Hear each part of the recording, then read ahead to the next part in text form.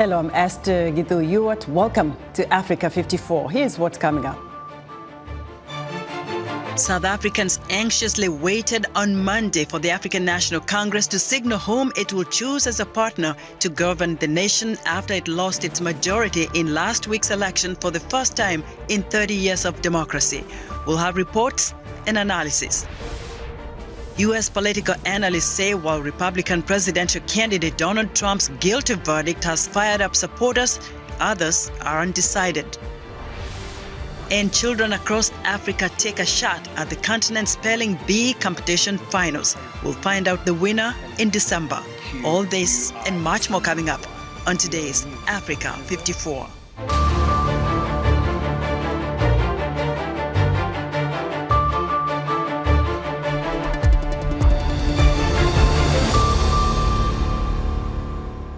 We begin our broadcast in South Africa, where President Cyril Ramaphosa on Sunday called for the country's political parties to overcome their differences and find common ground to form the first national coalition government in its young democracy. His comments came in a speech straight after final election results were announced, confirming that no party won a majority in last week's vote. Ramaphosa's African National Congress party had already lost its 30-year majority after more than 99% of votes were counted by Saturday and showed it could not surpass 50%. What this election has made plain is that the people of South Africa expect their leaders to work together to meet their needs. They expect the parties for which they have voted to find common ground, to overcome their differences, to act and work together for the good of everyone. The ANC received 40% of the votes in last week's election in the final count, the largest share. Without a majority, it will need to agree on a coalition with another party or parties for the first time to govern and re-elect Ramaphosa for a second term. More than 50 parties took part in the election, and at least 8 had significant shares of the vote. At least 26 of them, including the MK party led by former President Jacob Zuma, have lodged objections and complaints with the electoral body, alleging voting irregularities which it has promised to address.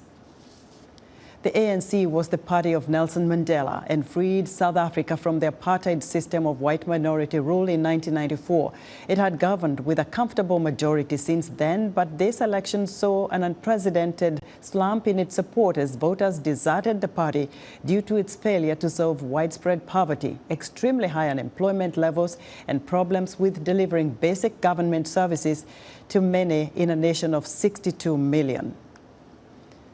South Africa's ruling African National Congress Party has 14 days to find coalition partners that will give it the 50.1% required to form a government.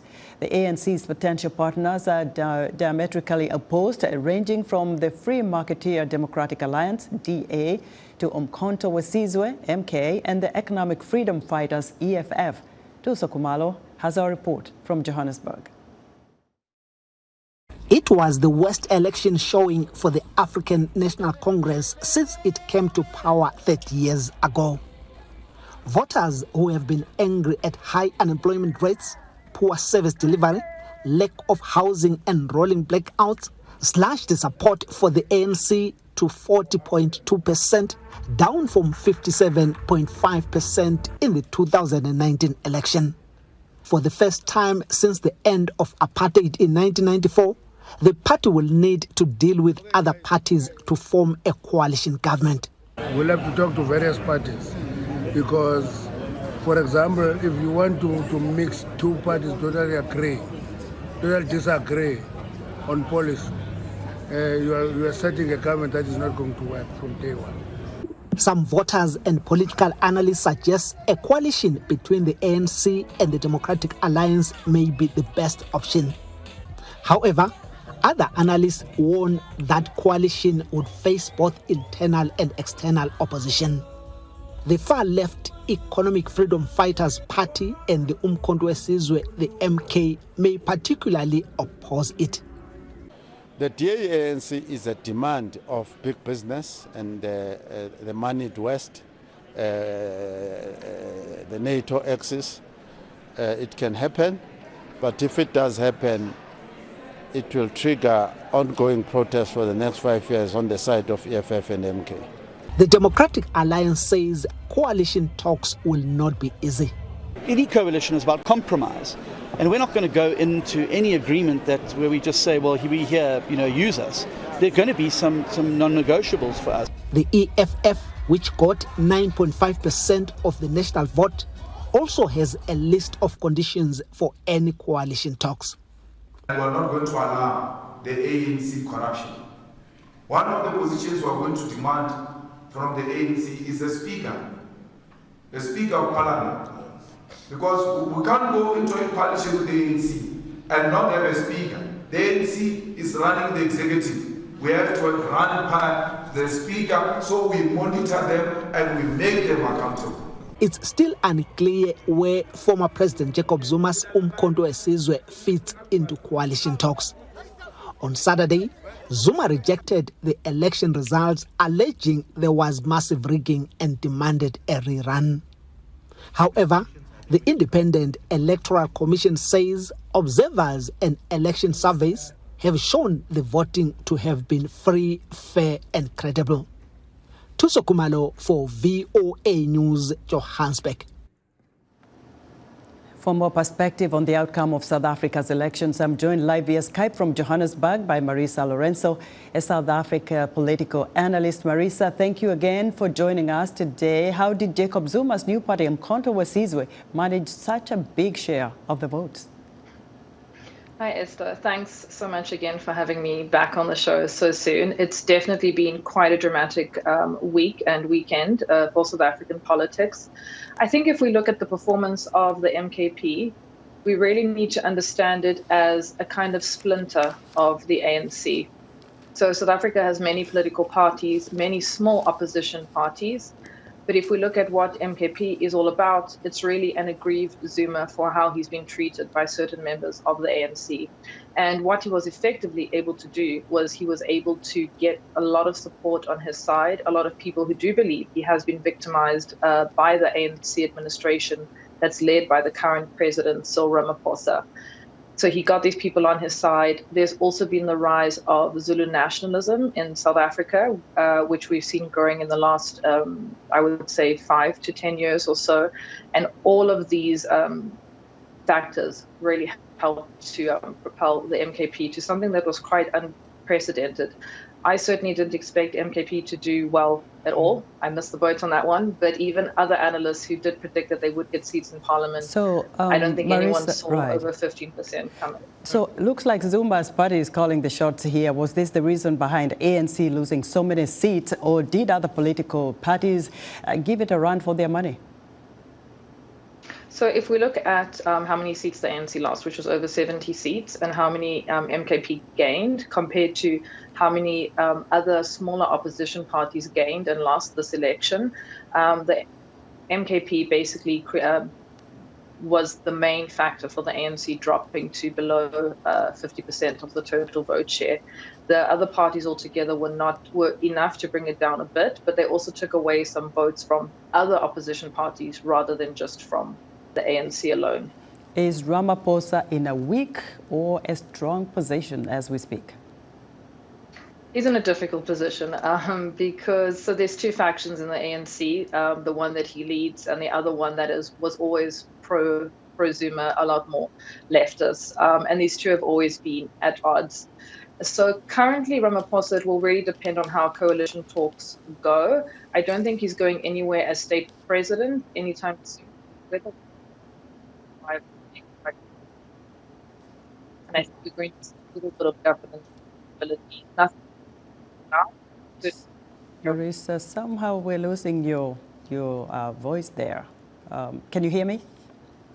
Yes, I can hear you. So what is the coalition going to be like? Are these other parties making, calling for certain elements and certain positions that they should hold if they agree to form a coalition government within the ANC?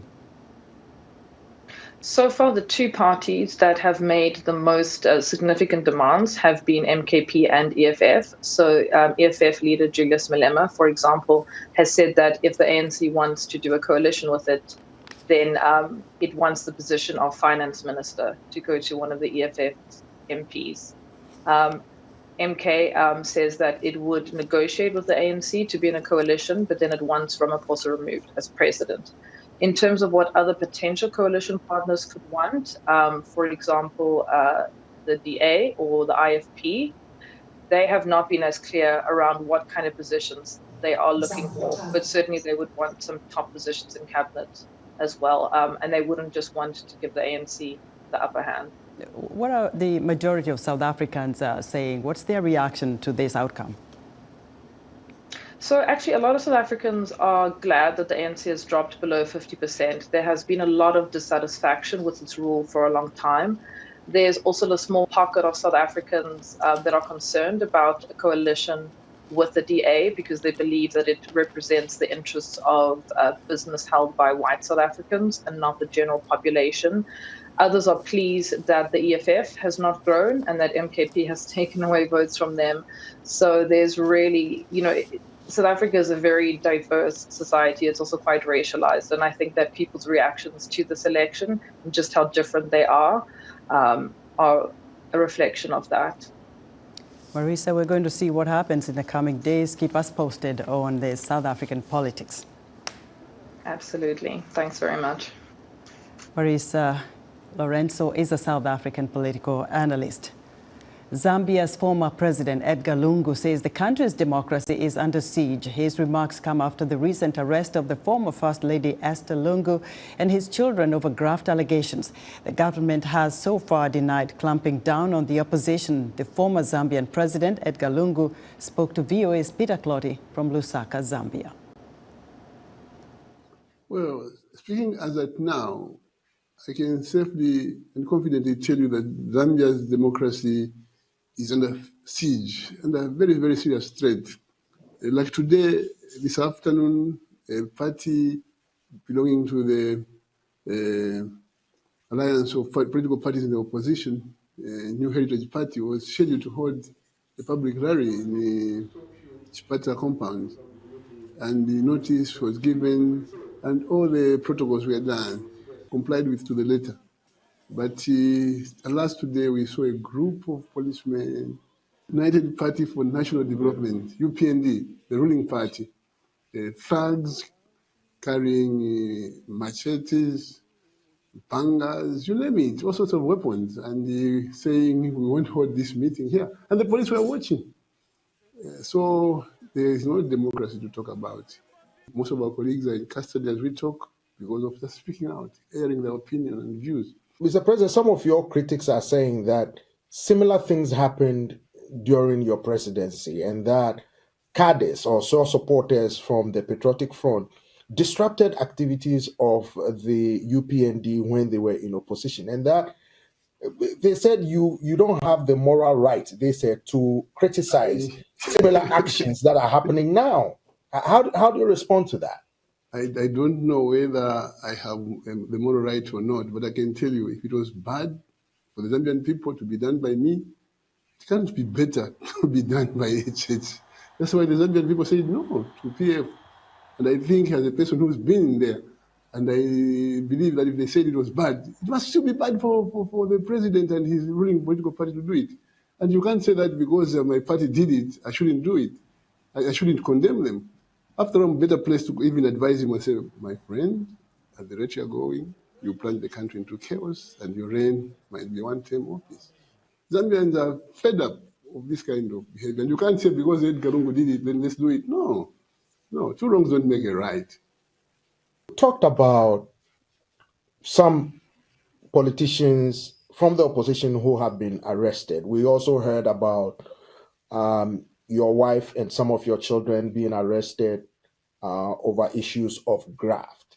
Some people are saying that if somebody has committed a crime, you are a lawyer, they should be dealt with according to the law. And your wife and children were arrested. They are going through the legal process. Why wouldn't you allow the legal process to unfold? And then you can react. How do you respond to that? I'm not stopping any legal process being done. You know, I have been called a thief, corrupt, and all sorts of names. But no one has told me what I stole or wherein lies my corruption. And I told the people, I said, if you find any corruption, please bring it forth. And they've not done that. They've decided to peel my family like an onion by ripping off the peel and trying to get at me, instead of just coming for me. That was former Zambian President Edgar Lungu speaking to VOA's Peter Clotty. Former President Donald Trump weighed in Sunday on the possibility of being sentenced to jail next month after his conviction of falsifying business records. The guilty verdict is already being used by both the Trump and Biden campaigns to fire up their respective supporters. But swaying undecided voters will be trickier, according to analyst Veronica Balderas Iglesias has the details. He may be the first U.S. president to be convicted on criminal charges, but Donald Trump's popularity isn't waning on the campaign trail, according to one of his lawyers. The Trump campaign obviously smashed political fundraising records, including raising money from tens of thousands of new donors in the 24 hours after this verdict. I think the American people see this judgment for what it was, and we're certainly hopeful that on appeal we can get it thrown out. During the trial, prosecutors argued Trump falsified business records to illegally influence the outcome of the 2016 election that he won.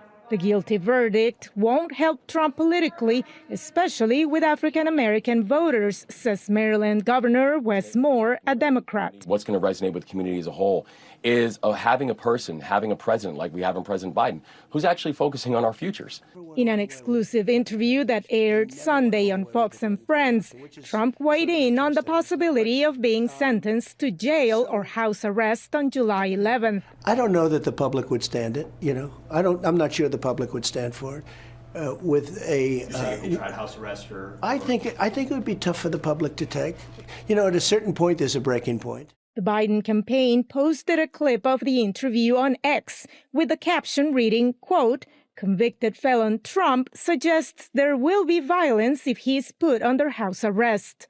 While U.S. President Joe Biden is expected to stick to his messaging that no one is above the law, his campaign could increasingly use Trump's guilty verdict to attack the presumptive Republican presidential nominee's character, says political scientist at the University of Chicago, Susan Stokes. His desire to use his money and power and influence to avoid being held to account, you can expect that kind of focus from them. Beyond catering to his base, the Trump campaign would do well to tweak their strategy to win other voters, Stokes added. Maybe suburban women who might be a little bit on the fence about what to do in the 2024 in November, and need to be given some reason to look past this verdict. Both presidential candidates are expected to continue courting undecided voters this month, in the lead up to the first presidential debate set for June 27th. Veronica Balderas Iglesias, VOA News, Washington. Still to come, children across Africa take a shot at the continent's spelling bee competition. We'll be right back.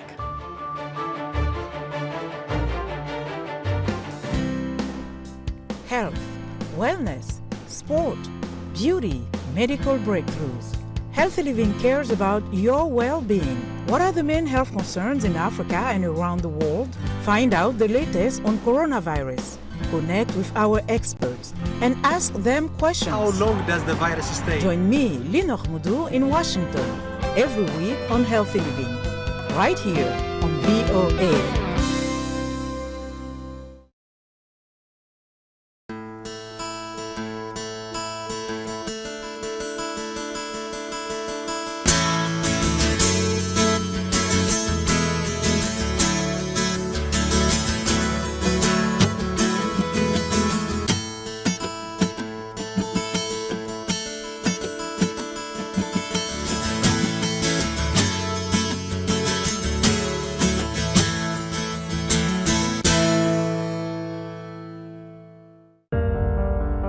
In times of change, when the world seems uncertain, and what we hear doesn't reflect what we see,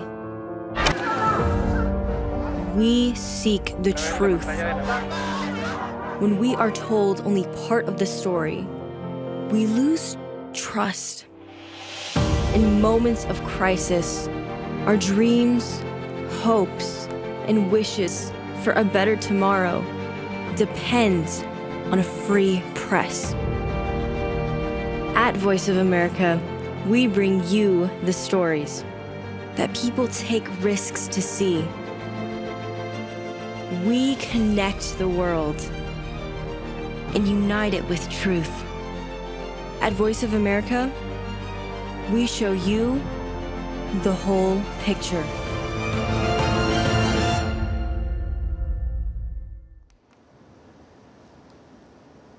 In other news, Nigerian unions began an indefinite strike on Monday, closing schools and public offices, impacting airports and shutting down the national power grid after talks with the government failed to agree on a new minimum wage. The worst cost of living crisis in a generation in Africa's most populous country has left many Nigerians struggling to afford food. Russian Foreign Minister Sergei Lavrov was in Guinea on Monday on the first leg of an African tour aimed at buttressing Moscow's influence on the continent. Russia, which has seen its relations with the West plummet after it sent troops into Ukraine in 2022, has sought to boost its influence in Africa in recent years. And Egyptian President Abdel Fattah al-Sisi has reappointed Prime Minister Mustafa Madbouli to form a new government after the cabinet resigned on Monday. This is a customary procedure after the election of a president. Sisi was sworn in on April 2nd, 2024 for his third term as leader of the Arab world's most populous nation. Children across Africa are competing for a spot in the finals of the African Spelling Bee, which will be held in Abuja, Nigeria in December. We caught up with one hopeful at the recent South African regional finals. VOA's Zahia Kasim has more. At 10 years old, Zuhaira Hassan has already many other trophies to her credit, but there's one that holds a special place in her heart, her Spelling Bee trophy. Because it's like an achievement to win something like this, and it's also quite big. That's what's something nice about it. And looking at it, it's just like it makes me feel proud because I made it somewhere, at least in the spelling bee.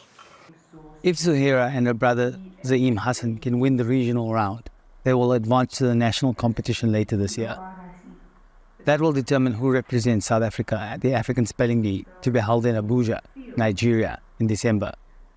Organizers of the African Spelling Bee say that they were inspired by the US Spelling Bee that started in 1925 and wanted to create an African version to encourage reading and spelling in the continent.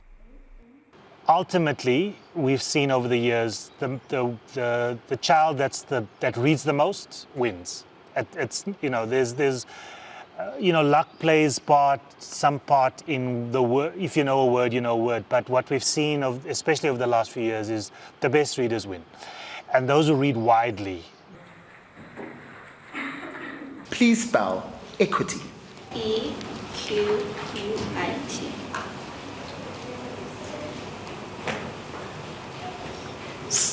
Sorry, what was the last letter? T. T. Do you want to try that again? ITD. Very close, unlucky.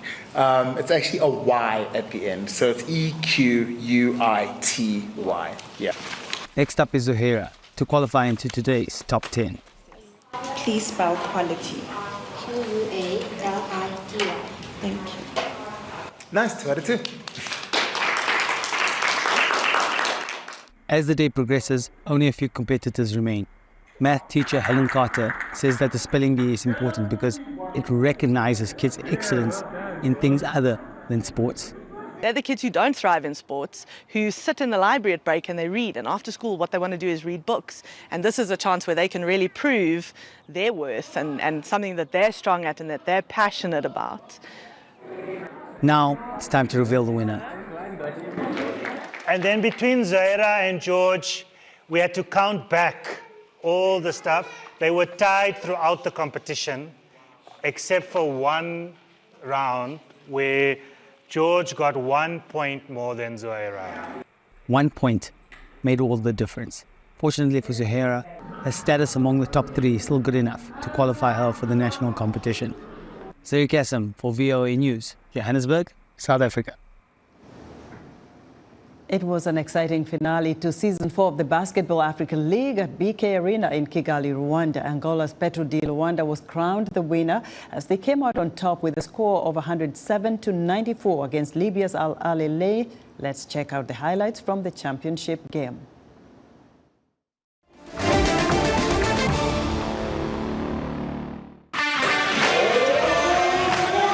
Into the fray, Petro de Luanda and Al Ahly Libya. This is it. This is the final. The BAL Kings will be crowned today. Long distance flamethrower when it comes to shooting big-time shots. And here he goes. Oh my! Bring it on. That is just sumptuous. No points scored.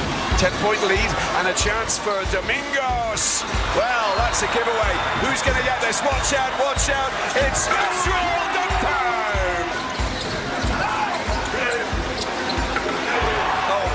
Look at that. Get in there. Cummins doing the business. 55-59. It's already more than the 14 they scored in the second quarter. It is a bit of a smile there from Sergio Moreno, but defense is what he wants more. Oh, look at that. It had to go, didn't it? Big, deep three coming in. A little bit of mismatch as well. Diabate. Go. Oh, wow! Diabate! How on earth did he do it? Diabate, the maestro from the Côte d'Ivoire. We'll take a break. His first miss from the three-point line. They go to the start right here. Where did he come from? That was just crazy, flying in from nowhere. Boom.